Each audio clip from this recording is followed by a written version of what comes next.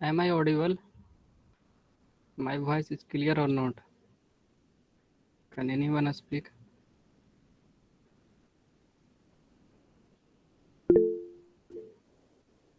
Okay, thank you.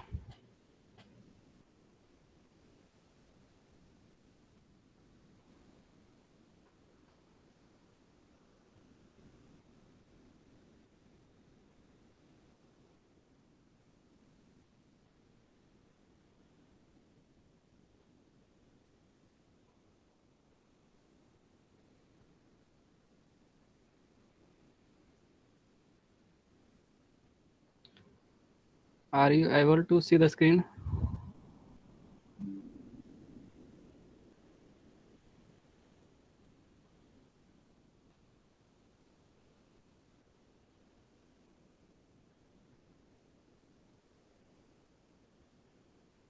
Is the screen visible? Anyone can reply.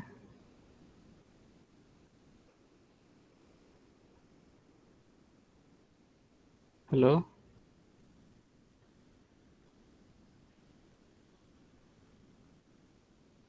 Okay, right.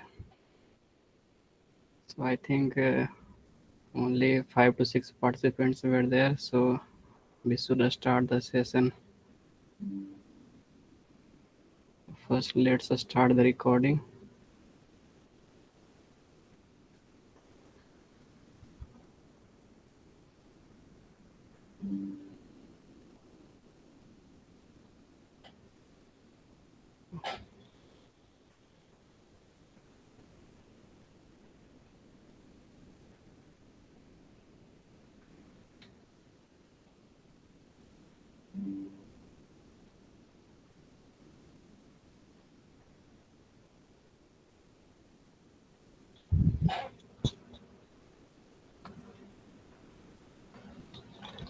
So a very good afternoon to all of you.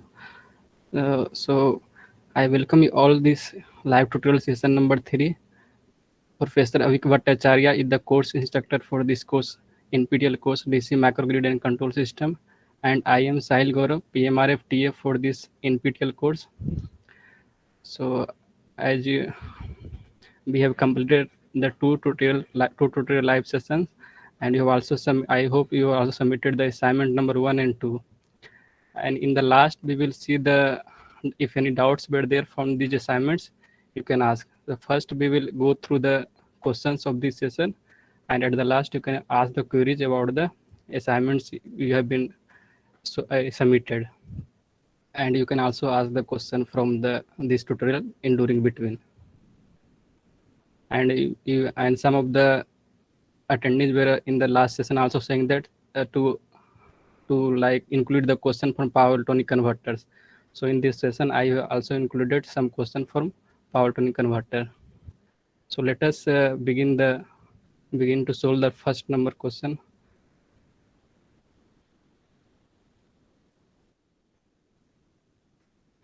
So here is the first question that is from wind system, and the first question, this type of question we have already solved in the last tutorial.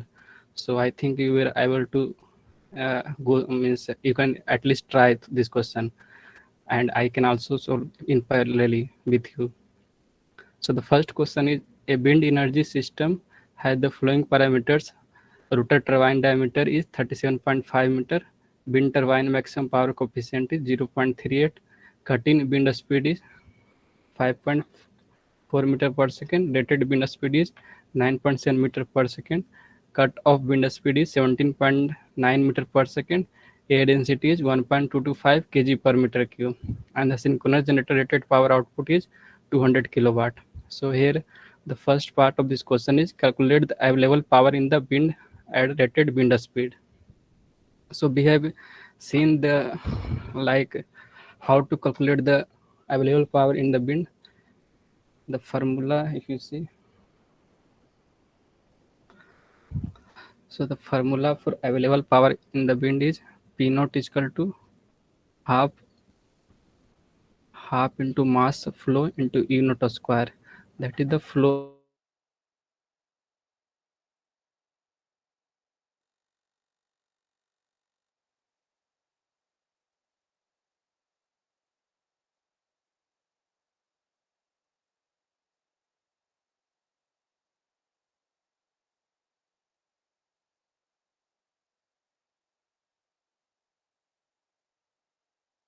So you can write it as half into rho A U naught Q. So just put all these parameters in this formula, you will get the answer. You can try it at home, and I want the answer in kilowatt. That is better.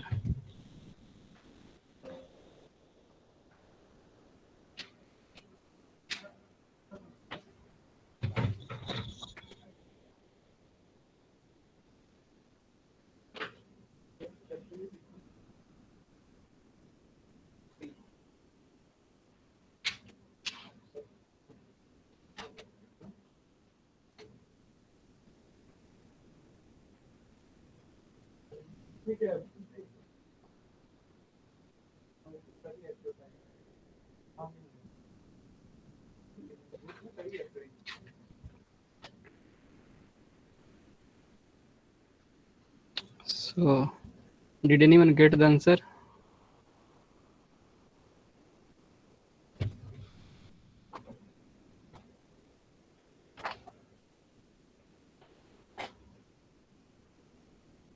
So let me solve this question.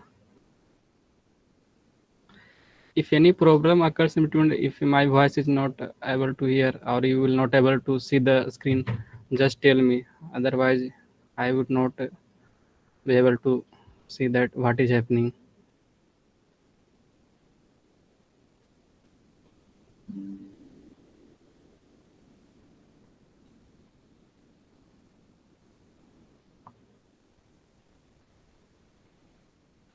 So if you put that, what is the rho density of air density given as 1.225 kg per meter cube, and area you can calculate like area of rotor, uh, area of blades. So pi d is pi r square. So here it is given diameter of rotor turbine. So you can put d by 2 37.5 divided by 2 whole square into what is the velocity of flow of air, and that is given as 9.7, because we have to calculate the available power and wind at rated wind speed. So put it as 9.7 cube.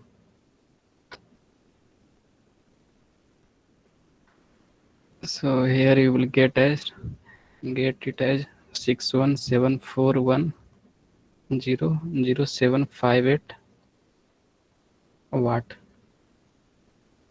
You can write it as 617.41 kilowatt.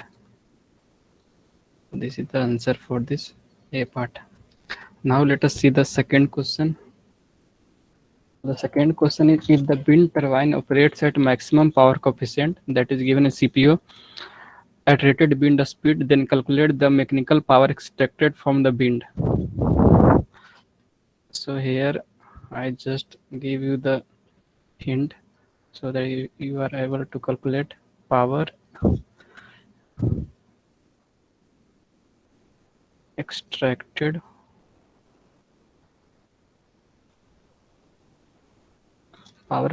from wind,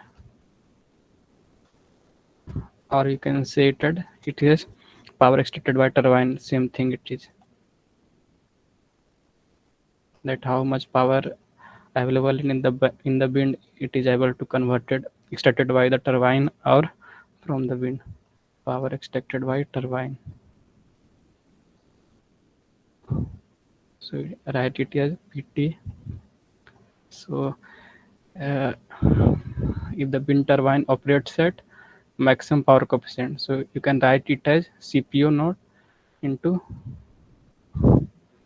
P naught. What is CPO naught? That is given as 0.38 into 617.41 kilowatt. So what will be the answer? 234.61 kilowatt. So this is the answer for the B part. And the C part is calculate the combined gear generator efficiency. Calculate the combined gear efficiency, and for that efficiency formula is what? Output power divided by the available power that you are able to convert into the useful power. So divided by P, uh, output power divided by the power extracted from wind. That is the generator efficiency comes out to be. So here given the synchronous generator rated power output as, if you see here, seventh point that is given as synchronous generator rated power output is 200 kilowatt. So put it as P naught is equal to 200 kilowatt, and we have calculated PT. We have calculated PT that comes out to be 234.61 kilowatt. Then if how much it is comes out to be 0.85 0.85245. So you can, if you write it in percentage, that it comes out to 85.25%. So 85.25% is the final answer.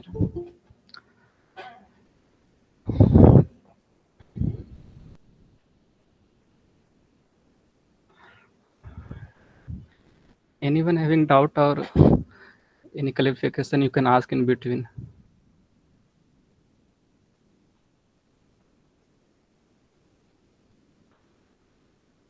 So and the D part is calculate the generator capacity factor if the average power output of the generator is 120 kilowatt.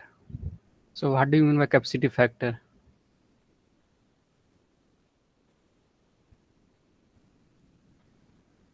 So the if you calculate the capacity, sorry.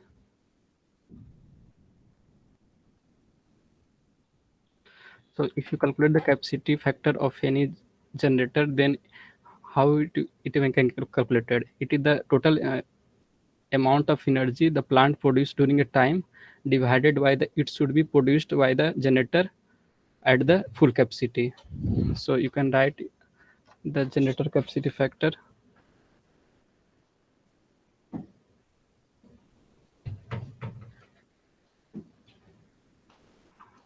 So you write generator capacity factor as P average divided by P naught.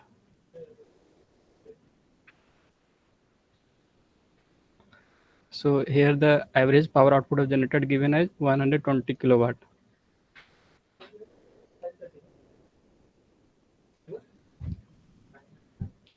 And P naught is 200 kilowatt. So it comes out to be 0.6. So what will the answer for this question? D. Means capacity factor. What do you mean by capacity factor? Means it is producing 120 kilowatt, but it should produce, if it had run at the rated power, then it should have produced 200 kilowatt. So to calculate the capacity factor, you just need to divide P average divided by P naught. P average is 120 kilowatt and P naught 200 kilowatt. Then it comes out to 0.6. Now let us see the next question. So next question is the topology of dual active bridge isolated DC-DC converter comprises of. A is first option is one full bridge converter, and second option is three full bridge converters. C option is two full bridge converters, and D option is four full bridge converters. I think you are able to answer this question, and there is no need to there is no need of a pen and note copy.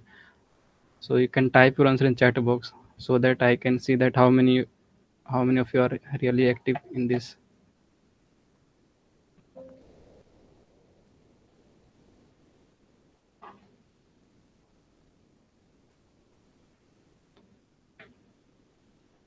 So please try to give the answer of this question.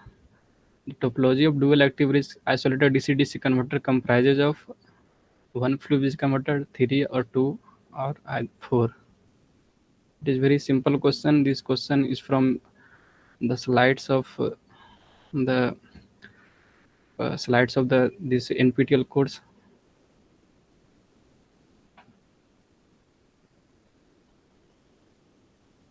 Okay, some of you are giving the answers.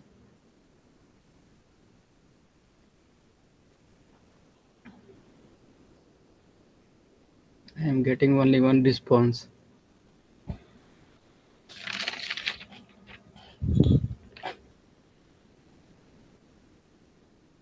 It is very simple question. So the topology of dual active bridge isolated DC converter comprises of two full bridge converters. If you see, if you see the schematic of this dual active bridge converter, it is like we have we have input side DC source or DC load. It can depends upon the power flow. It can be load or source also. So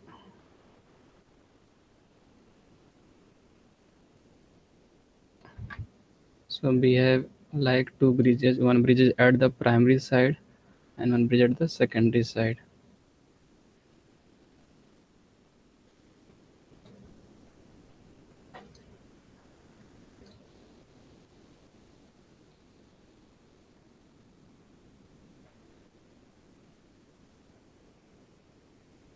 And there is auxiliary inductor, and this is high frequency transformer, and this one is it's connected through the secondary H bridge.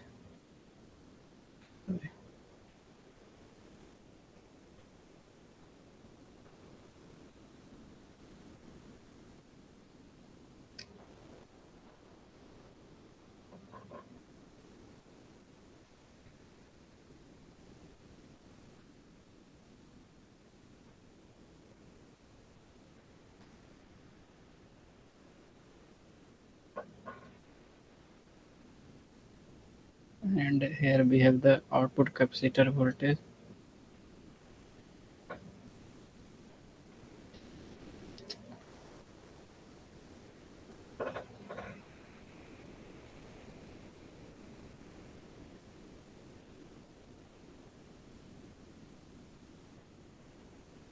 And we have there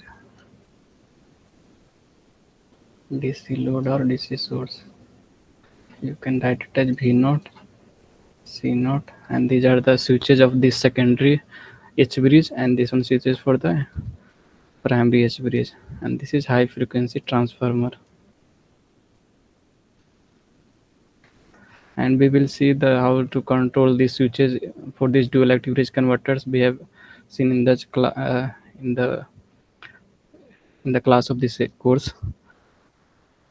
In the videos of this course, you might have seen these controls. So if you see that dual active bridge consists of two full bridge converters, and that is one primary H bridge and secondary H bridge, and two DC capacitors, one at the primary side and secondary side, and auxiliary inductor L is connected here, and high frequency transformers. So the correct answer for this question is the topology of dual active bridge isolated DC converter comprises of two full bridge converters. Option correct answer is C.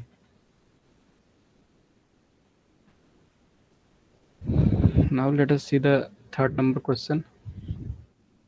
Third number question is a three-phase 10 kVA squirrel cage induction generator is driven by a fixed pitch angle wind turbine. The generator delivers its rated power output at a wind speed of 12 meters per second. The generator is connected to an infinite bus. The line-to-line voltage at the infinite bus is 208 volt. The generator is driven at a rated wind speed, delivering its output at a lagging power factor of 0.8. Calculate the active power output. So just I want to give you the hint. So how to calculate the active power? If you have the apparent power, that is S given, then you just multiply it through power factor cos phi. So you will get the active power output. So please try, all of you please try this question.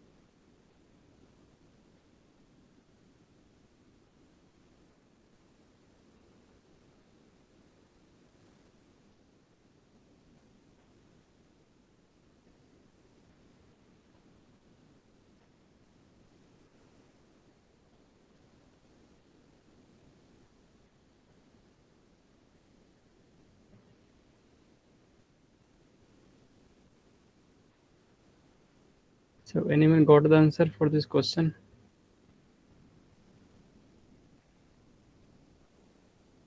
Uh,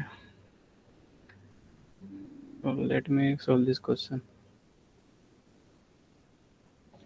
So in this question, it is given as how much apparent power is given as 10 kVA,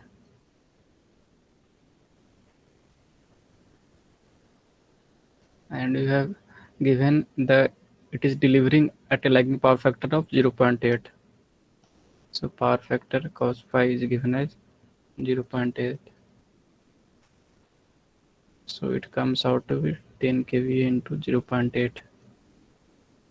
So how much it comes out to be? 8 kilowatt. So the correct answer for this question third is A. Now let us see the fourth number question. The AC-DC AC link scheme could employ. First option is regular synchronous generator, second option is brushless synchronous generator, third option is squirrel cage induction generator, and fourth option is all of the above. So this question is from the wind power conversion system, and I think it is, if you know the basic of how to implement the power tonics in uh, wind system, so that we can get the power, we can get the power from the wind system, you can easily solve this question. So what will be this, what will the answer for this question? You can type your answer in the chat box.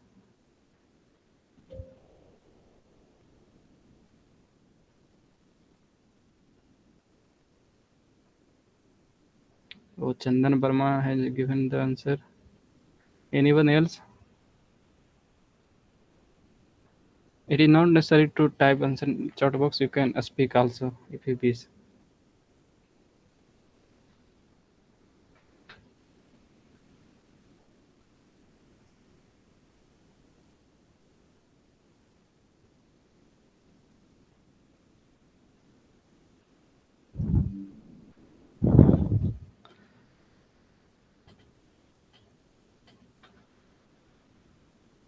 So if we see this question, what in the wind power system, we have generator inside the wind turbine. So how is the structure of the wind power converter system? You can say like that, we have generators inside the wind turbine.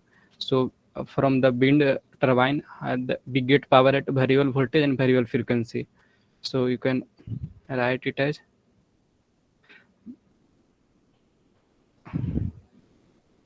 variable voltage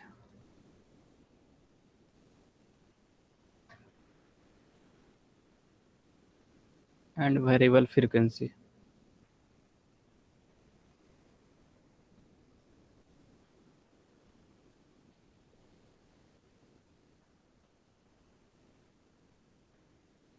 We get it from the generator inside the wind turbine,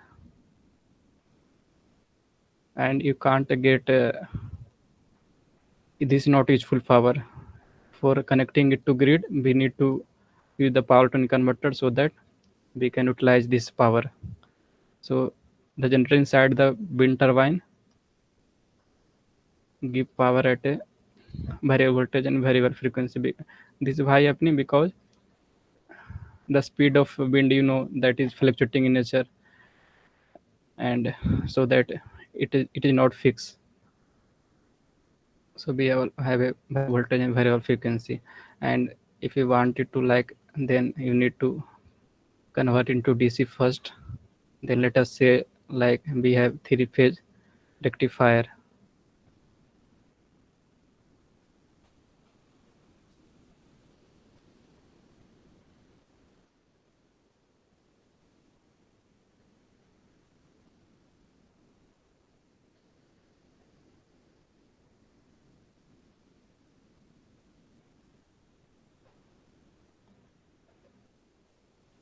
So it is not necessary that it is you to always rectifier. Then there may be many power to converters. We can interface through this output of generator, and then here we are getting the DC power, and for getting the power at a constant voltage and constant frequency, we need to again there is power to converter. So here you can write DC to AC power conversion, that will work as a closed loop, so that we can get it as constant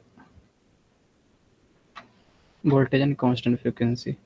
We can interface it through grid, or we can utilize for our uh, electric purposes.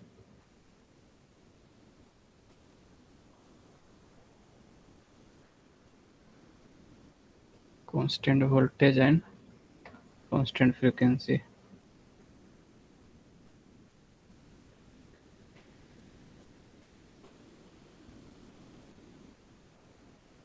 So this is the schematic, that's why this question is asked. The AC link scheme could employ, and all the generators we can use as a generator inside the wind turbine. So the correct answer will be D, all of the above.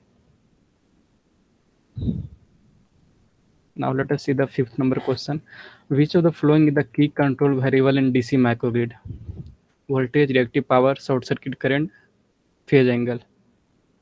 So I want you all just, this is very like easy question, and you are at least try to solve. Which of the following is the key control variable in DC microgrid? Voltage, reactive power, short circuit current, phase angle. So just go through the concepts of AC and DC power, that how which are the control variables we have in the DC microgrid and AC microgrid. From that you will able to solve this question. So please write your answer in the chat box.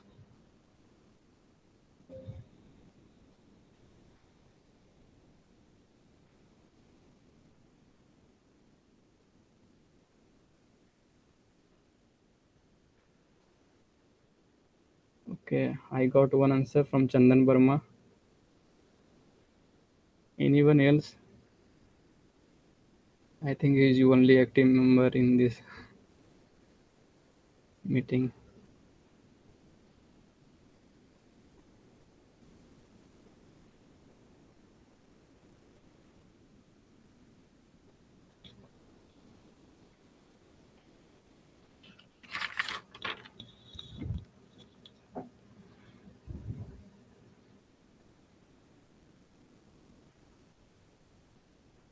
Okay, Nizam Said has given the answer voltage. Correct. Chandan Burma has also given correct answer. So what we have, unlike AC system in DC microgrid, we have only variable, that is voltage. So that increases the controllability and reliability by reducing the number of variables. There is no phase angle, or there is no frequency term, so it reduces the complexity of controller. So the correct answer will be the voltage, and the reactive power terms also comes out in the AC terms only. So in phase angle frequency terms, there is no meaning in this DC system. So the correct answer will be voltage. Now let us see the sixth number question. Find the required diameter of a wind turbine to generate 4 kilowatt at a wind speed of 7 meter per second and at a rotor speed of 120 rpm. Assume power coefficient 0.4, efficiency of mechanical transmission 0.9, and efficiency of generator is 0.95. Assume air density as 1.25 kg per meter cube. As I already said, you required the formula, that here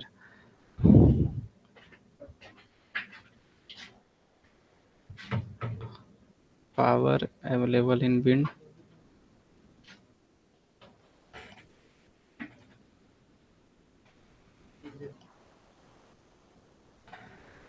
power available in wind comes out to be half m naught u square, that you can write it as half rho a u naught q. And for power stator turbine, cp into p naught, and if you combine the efficiency term, then you will get the electrical power output. So please try this question, and and find out the rotor diameter.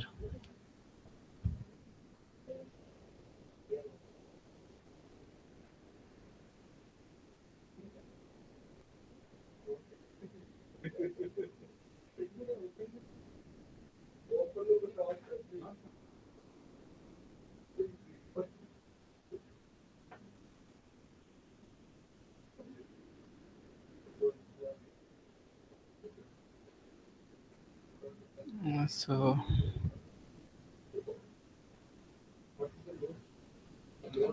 if you write also that power extracted by turbine,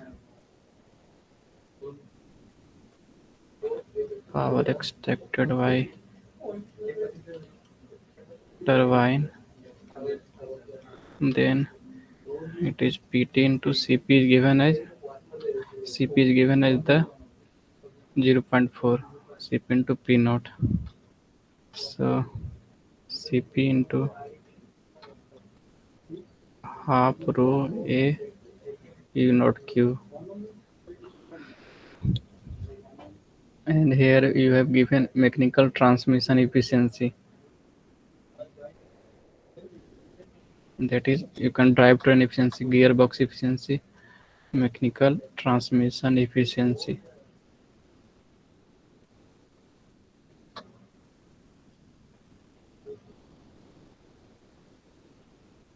Mechanical transmission efficiency, you can denote it as NM, that is given as 0.9. And in some textbooks, this efficiency is also given as drivetrain efficiency. So don't confuse this other word. You can also tell it as drivetrain efficiency.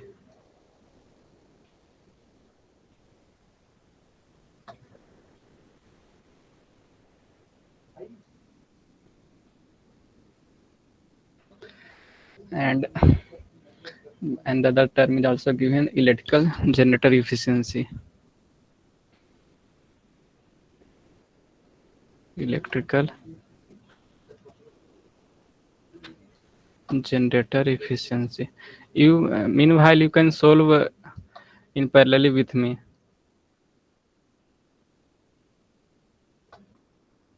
Electrical generator efficiency is given as, you can write it as Ng, denoted as Ng, given as 0.95. So how much the electrical power output will be? इसलिए that is electrical power output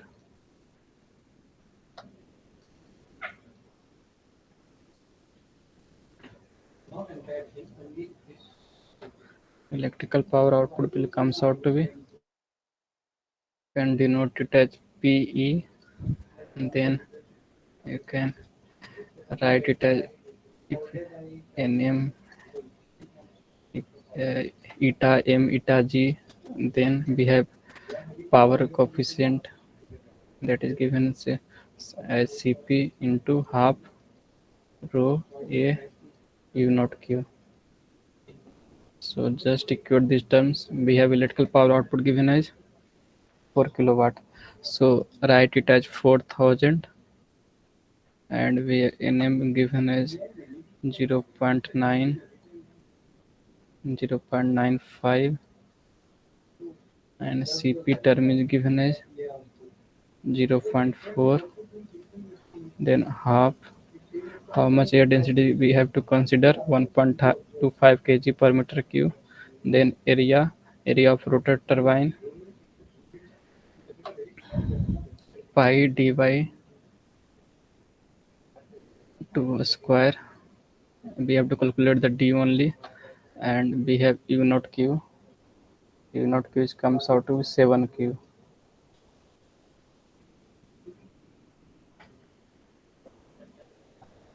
Then from here you can calculate d. So solve this and find out the d.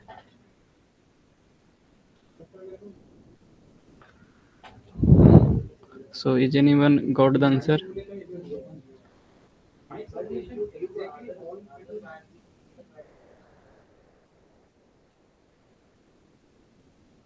Chandan, do you got the answer?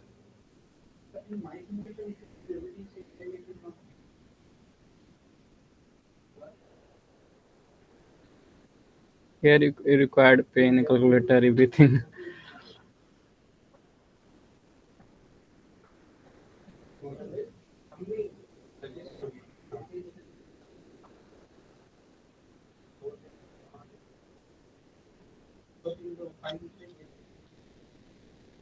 I think no one is trying.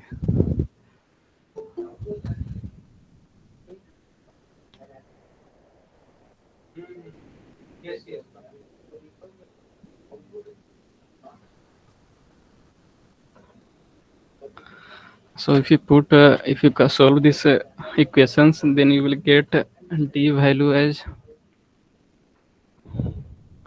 8 8.3346 meter, which is equivalent equal to 8.33 meter. So the correct answer will be B. Now let us see the seventh question. Number question: which type of converter contains a resonant tank that can suppress the undesired frequency components to regulate the output gain? A option is PWM control converter. B option is frequency control converter. C is phase shift control converter, and D is all of the above. It is theoretical type question, and I expect from all of you to give the answer.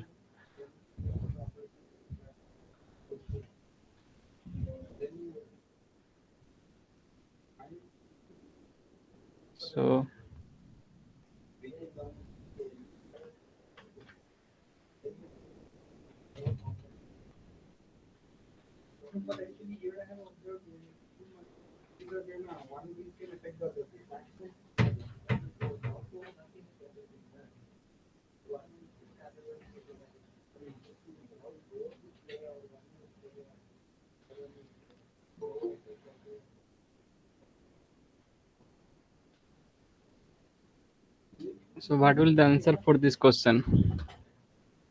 Please try. You might be wrong, but at least you try so that you will remember in future that I have like given the incorrect answer, so that you will not forget in the future. At least you should try.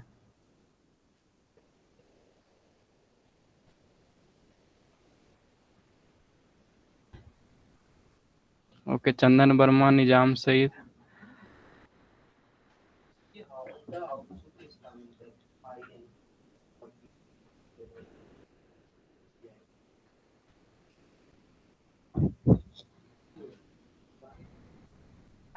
Okay, C, and one option is PWM.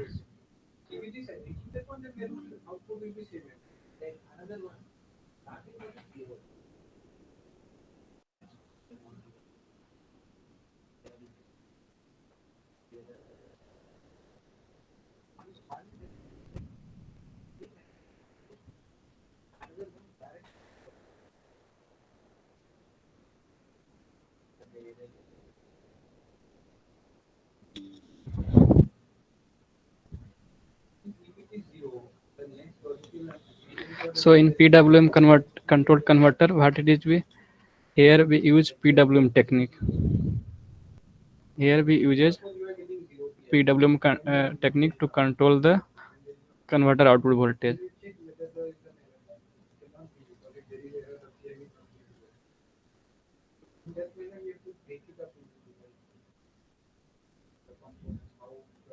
To regulate the converter output voltage, and that's why we can also regulate the output power.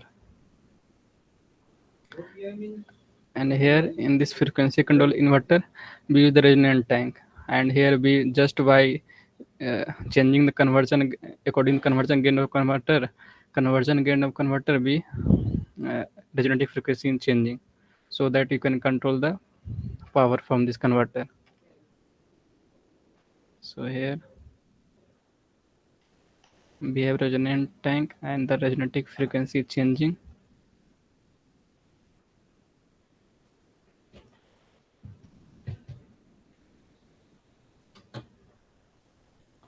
It's changing according to conversion gain of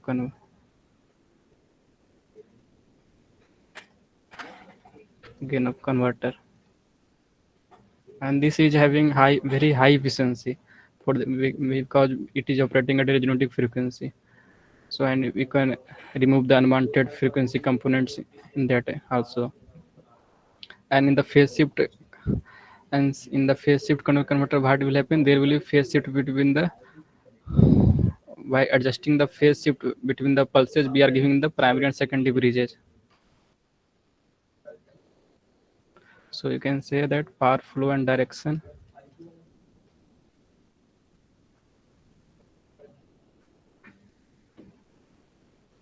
power flow and direction is controlled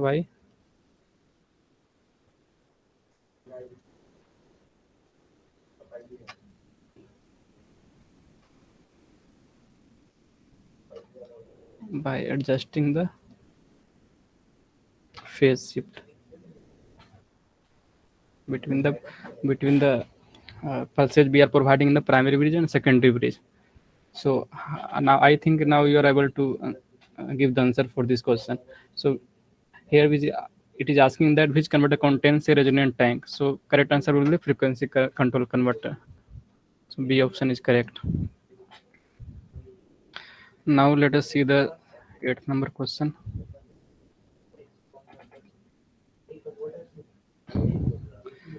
So this is a new question, and this question is come from the hydropower system. This type of question you might have solved in the power system course in your undergrad time.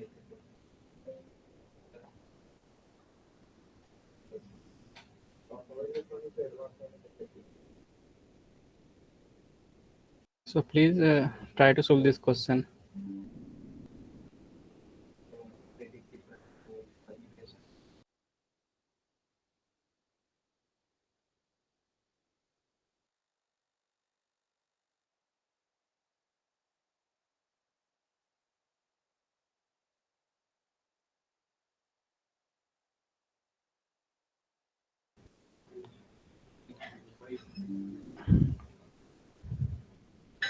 So like in this question, what the terms they are given. So first thing is given is flow rate of water, that is also called discharge rate.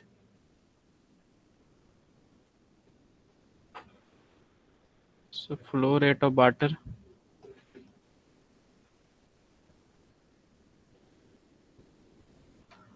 you can also tell it a discharge rate. How much it is given, you can denote it as Q. So it is given as 500 meter cube per second. And head, that is height, we have given as 100 meter.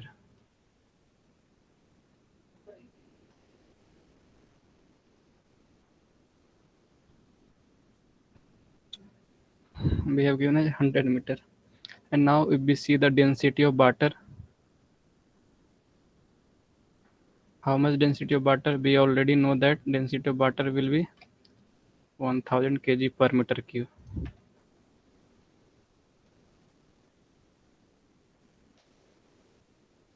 So if you write the potential energy for this water,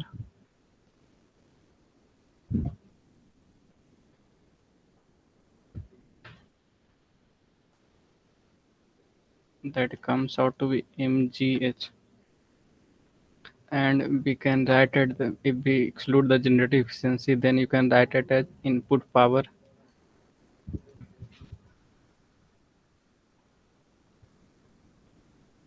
You can write it input power, that is you can tell it as energy divided by time. So potential energy divided by time. So it comes out to be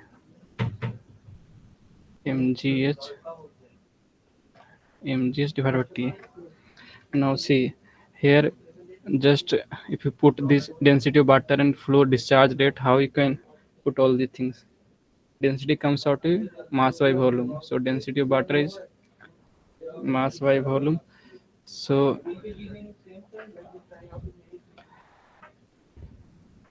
mass you can write it as V, density into volume, and we have G term, we have H term, and divide it by T.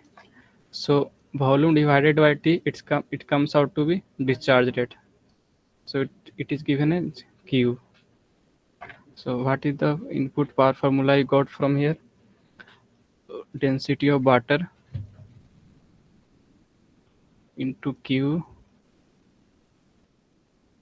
into G into H. So put all these terms and you will get it as 1000. Q is given as 500 meter cube per second and G is given as 9.8 meter per second. Sorry, I have not told you that gravitational constant. So here we also need gravitational constant, that is given as 9.8 meter per second square. So take it as G 9.8 per meters per second square, and then we have H given as, that is here 100 meter. From here you will get the value 490 megawatt. Now we have to calculate power generated, that you can also take it as output power. So just multiply this term with efficiency, you will get the answer. So if you output power, you can, if n into pi, efficiency is given as 0.75 and input power is given as 490 megawatt. So how much you will get? You will get 367.50 megawatt. So this will be the answer. So the correct option will be D.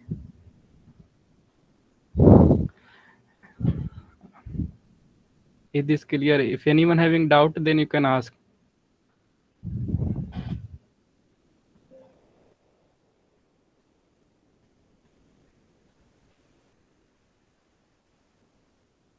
Okay, Chandan Verma has given this answer for this question.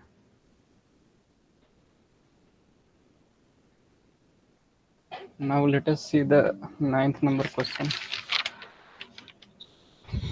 That is theoretical type question and based on the what this MPPT concept. So which one is true if after a voltage perturbation the power transfer from the PV array decreases? The option is the operating point move towards the MPP. The voltage will have the same sign as the previous one. The operating point move towards the MPP. And for your reference, I have also given this IV curve and PV curve so that you can comfortable in giving the answer for this question.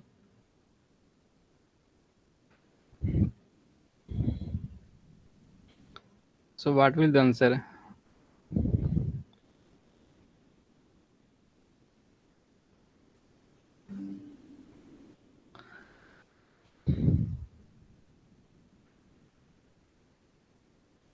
So here it is asking which one is true if after a voltage perturbation the power transfer from the PV array decreases.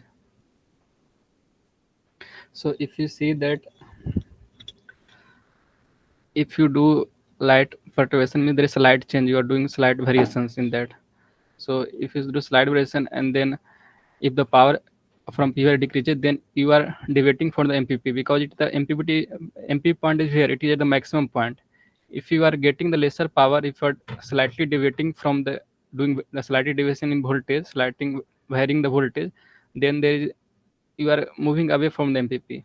If there is increase, then you are moving towards the MPP maximum power point. So the correct answer will be a C. So you are deviating from the maximum power point. Do you get this point? Means like MPP the maximum power point. If you are doing variation in voltage and the power from the PV decreases, that means you are moving away from the MPP. If it increases, then you are moving towards the MPP. So the correct answer will be C. The operating point moved away from the maximum power point.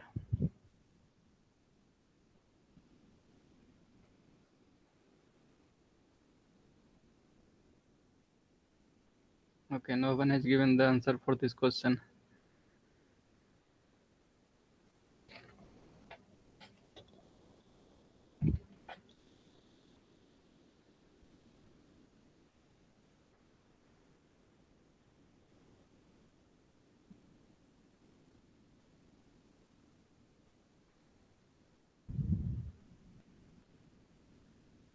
Now let us see the 10th number question. So estimate the CO2 footprint of a 16-watt bulb on for 16 hours. If you are keeping a 16-watt bulb on for 24 hours, then what will be the CO2 footprint? Means like how much you are, uh, how, like how much you are means deteriorating the environment by releasing the CO2. Means if you are keeping on a 16 bulb, then how much it will like you have to give the answer in LV. LV means that is abbreviation of word pound.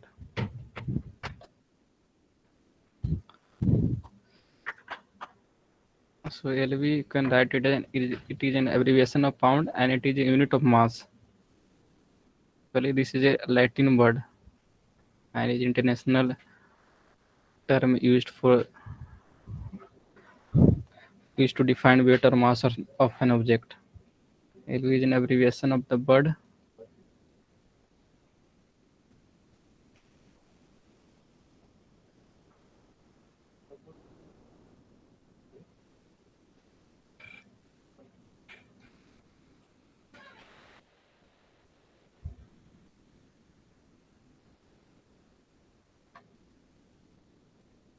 Pound we already know that is a unit of mass.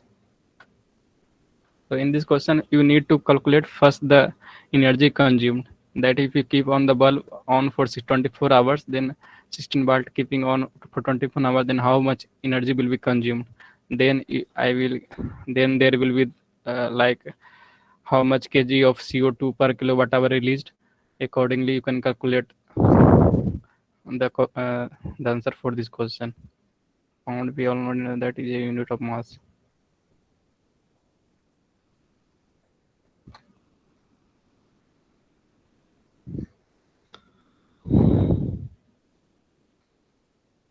So anyone of you find out the energy consumed if you keep the bulb on for 24 hours?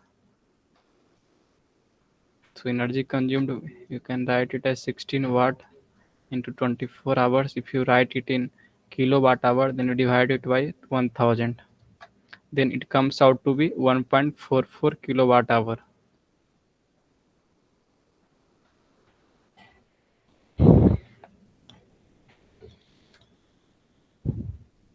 Now for this question, you need means like how much CO2 will be released if I consume this amount of energy. So the terms if you for 1 kilowatt hour it is like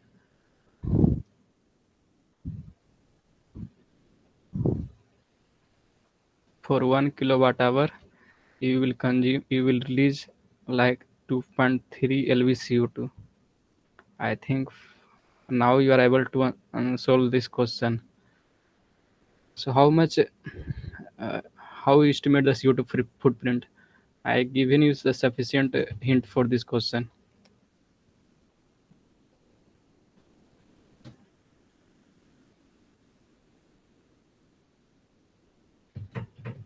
No one has given the answer.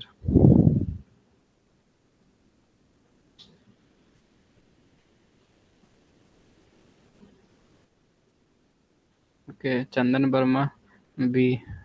Okay, anyone else?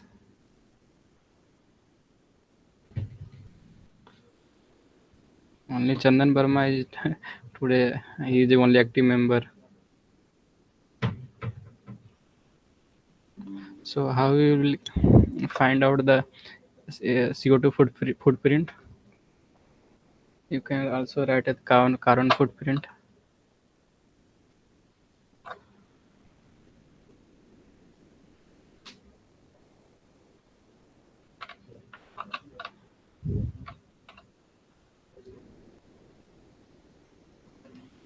Carbon footprint. So carbon footprint, we know that for 1 kilowatt hour, you will that CO2 footprint will be 2.3 lv CO2. So for 1.244 kilowatt hour, how much it will be? 1.44 kilowatt hour. You can also write it as into 2.3 lv CO2 lv CO2 per kilowatt hour. So it comes out to be 3.3 lv CO2. So the correct answer is B. And Chandan Verma has only given the answer for this question. So now let us see the question based on power to converter. This is the last question for this session, and after that we will conclude. So we have a buck converter which is having the following parameters: input voltage, supply voltage given 15 volt, duty ratio is given as 0.6, inductor is given as 10 microhenry, and capacitor is given 50 microfarad. Resistant, that means output resistant. Load resistance given as 5 ohm. Switching frequency is given as 250 kilohertz. Assuming CCM mode, the output voltage will be.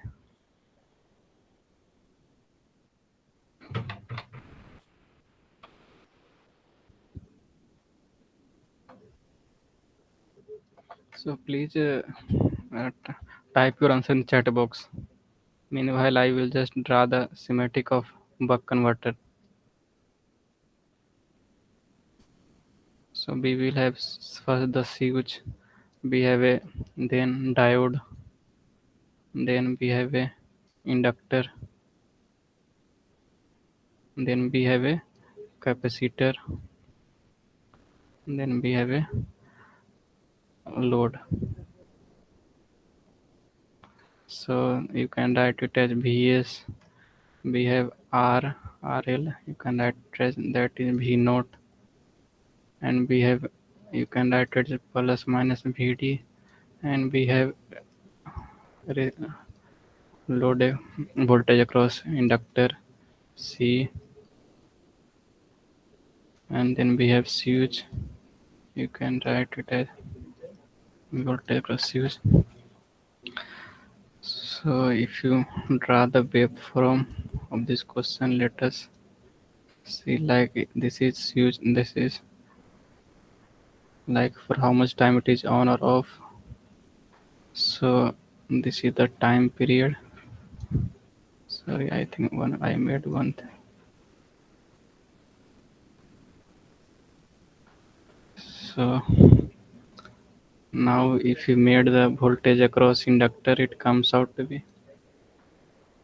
if you turn on the switch, then how much the voltage across the inductor, then see it will on, then it will be Vs minus V naught. So the voltage across inductor will be Vs minus V naught, and then if you turn off the switch, then the voltage across inductor will be minus V naught.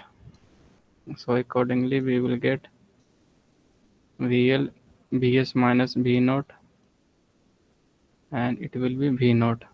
So you can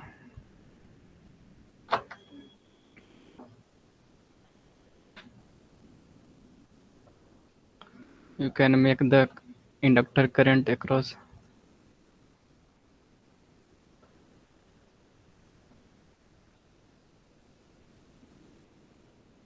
If you make the inductor current, then it comes out to be charge steady state inductor current, then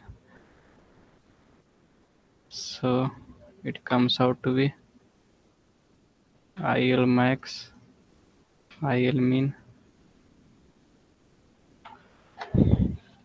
So if you find out the average of this inductor current, then it comes out to be IL average, which is equal to I naught. That is the only average current passing through the load. So now if we see the voltage equivalence, that is average voltage across the inductor will be 0. Then you can write it as VL on T on plus VL of T off divided by DTS. Sorry, total time period is equal to 0. So it comes out to be VL on, during VL what will the voltage across inductor, Vs minus V naught, and T on you can write it as DTS plus the VL of will be minus V naught.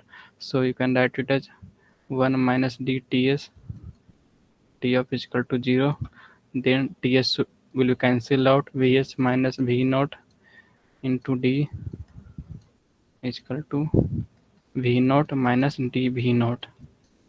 So Vs minus dV naught is equal to V naught minus dV naught. Then you will get the relation between Vs,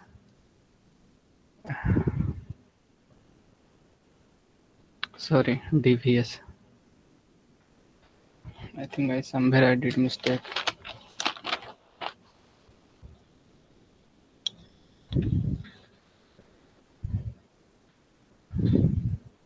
dV naught, and then we have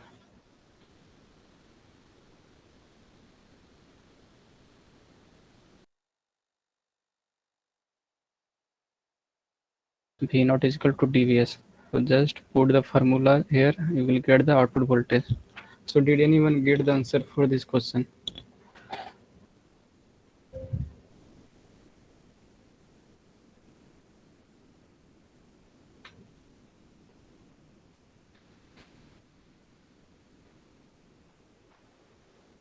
Has anyone tried?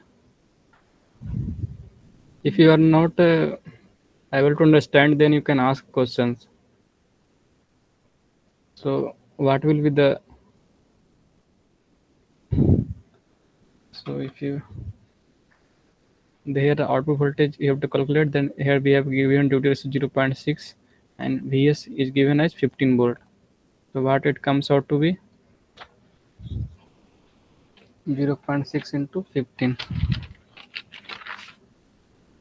So it comes out to be 9 volt. Sorry, here options are incorrect.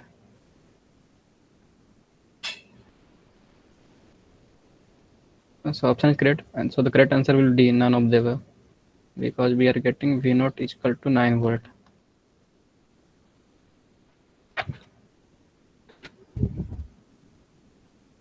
Now let us see the B part. The maximum and minimum inductor currents are respectively. You have to find out these values, IL max and IL minimum.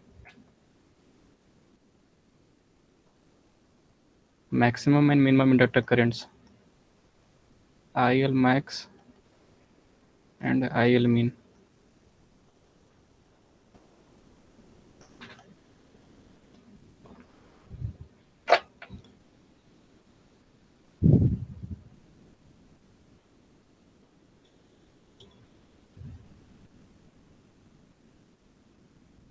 So if you see like how will calculate, for that you need to find out a ripple current across inductor. VL is equal to L dl IL dt. For like turn on time, we say on time. During on time we have what will voltage across inductor, Vs minus V naught, and we have L delta IL and dt is dTs. So from here you will get delta IL is equal to, put the value of V naught is equal to dVs. So you will get Vs minus dVs into dTs. So what happened?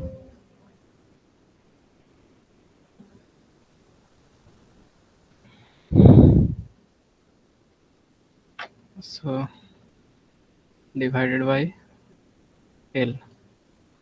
So here you will get the ripple inductor current delta IL. So it comes out to be 1 minus d 1 minus d Vs. If you write in switching frequency term, then it comes below FSL. So we got the delta IL. So like for IL max, what will be the, it comes out to be IL average plus delta IL by 2. IL average plus delta IL by 2.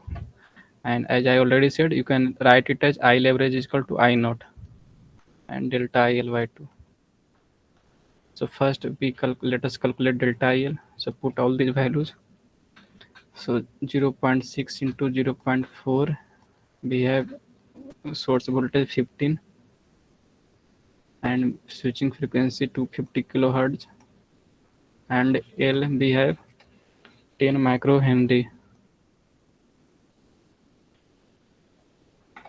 So we will get it as 1.44 ampere. And for I naught, you can calculate V naught divided by R. For I naught is V naught divided by R plus delta L by 2. I naught V naught divided by, that is V naught is given as 9, R is given as 5, then 1.44 divided by 2. Then from here you will get 1.8 plus 0.72. So you will get it as 2.52 ampere. And similarly, we will calculate IL minimum, IL average minus delta IL divided by 2. So IL average, as we have calculated, I naught plus I naught, that is V naught divided by R, so it comes out to be 1.8, and minus delta IL by 2, 0.72. So you will get it as 1.08 ampere. So what will be the correct answer for this question? C, 2.52 ampere and 1.08 ampere.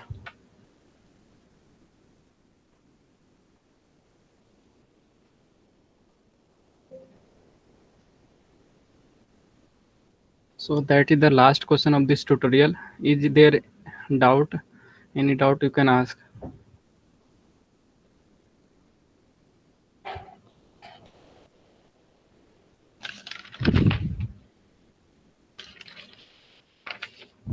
And from the last two assignments, you can ask the question from there also. I think you got the responses. What is the correct answer for all the questions?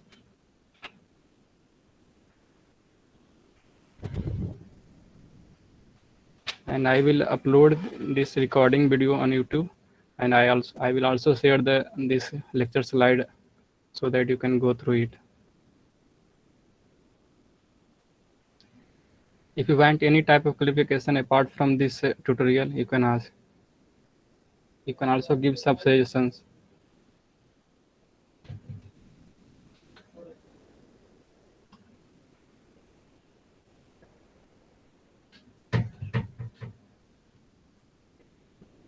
Okay.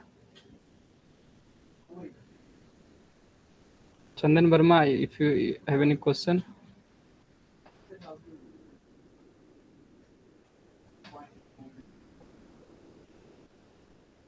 Chandan Verma, Supriya Bhosle, Nizam Saeed, Subhash Sharma, Urvi Nerkar. No doubts. Okay. Thank you.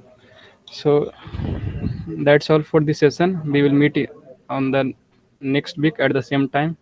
Thank you all.